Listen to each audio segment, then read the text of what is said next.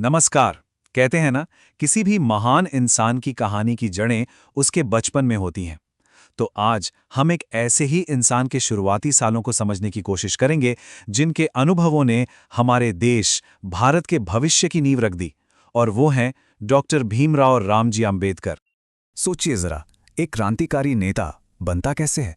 क्या वो सिर्फ अपने विचारों से बनता है, या अपने कामों से, या फिर उन शुरुआती संघर्षों से जो उसके अंदर एक आग सी जला देते हैं?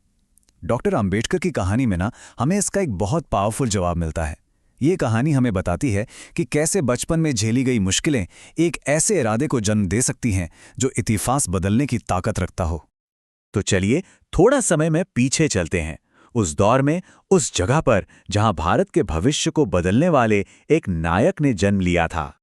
तो देखिए, उनकी कहानी शुरू होती है साल 1891 में महू छावनी से।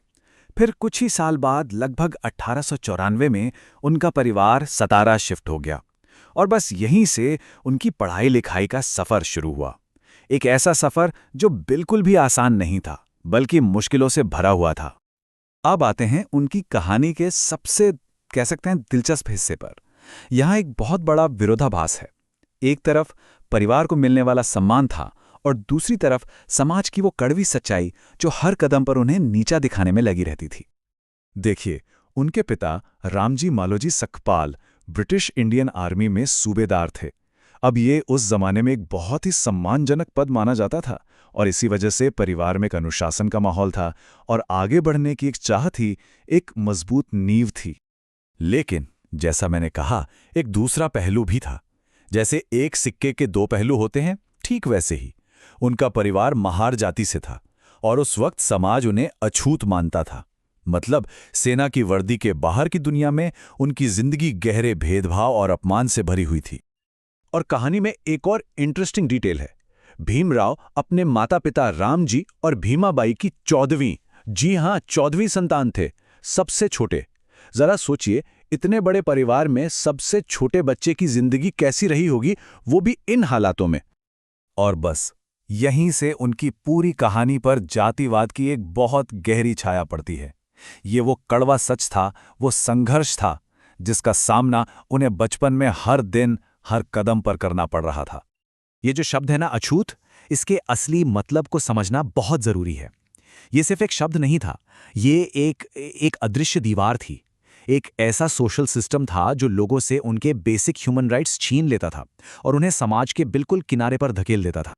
अब जरा इस बात को महसूस करने की कोशिश कीजिए कि एक छोटे बच्चे को स्कूल में क्लास के एक कोने में सबसे अलग बैठाया जा रहा है। उसे उस नल से पानी पीने नहीं दिया जा रहा है जहां से बाकी सब बच्चे पीते हैं।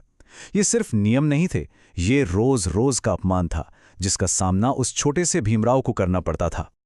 उन्होंने खुद लिखा है कि कैसे स्कूल में उन्हें बाकियों से अलग, एक तरह से चिन्हित करके रखा जाता था। सोचिए, एक बच्चे के दिमाग पर इस तरह के बर्ताव का कितना गहरा असर पड़ता होगा।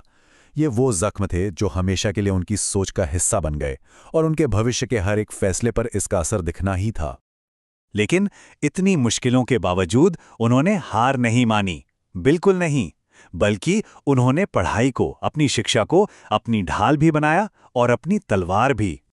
तो उनका सफर सतारा में अपनी शुरुआती पढ़ाई से शुरू हुआ, और फिर वो पहुंचे बॉम्बे के जाने माने एल्फिंस्टन हाई स्कूल में। ये रास्ता, जैसा कि हम समझ सकते हैं, बिल्कुल भी आसान नहीं था। लेकिन हर रुकावट के बावजूद वो बस पढ़ते रहे और आगे बढ़ते रहे। और जानते हैं, यही सबसे जरूरी बात है। उनके लिए पढ़ाई का मतलब सिर्फ डिग्रियां लेना नहीं था, नहीं, ये तो उनके लिए आजादी का एक रास्ता था, मुक्ति का एक जरिया।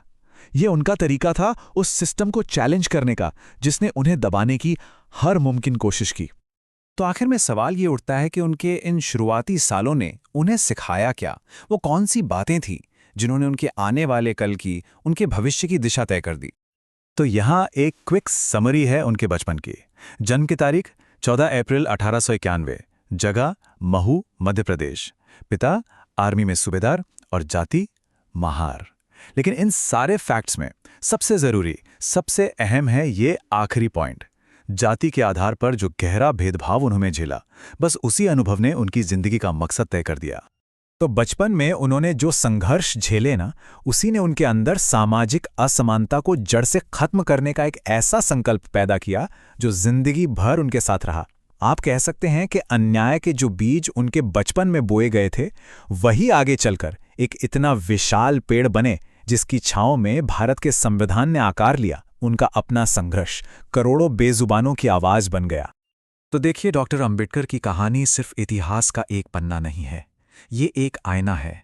ये हमें आज भी सोचने पर मजबूर करती है, एक सवाल पूछती है कि हम आज अपने दौर की नाइंसाफी से लड़ने के लिए अतीत में हुए इन संघर्षों से क्या प्रेरणा ले सकते हैं, क्या सीख सकते हैं।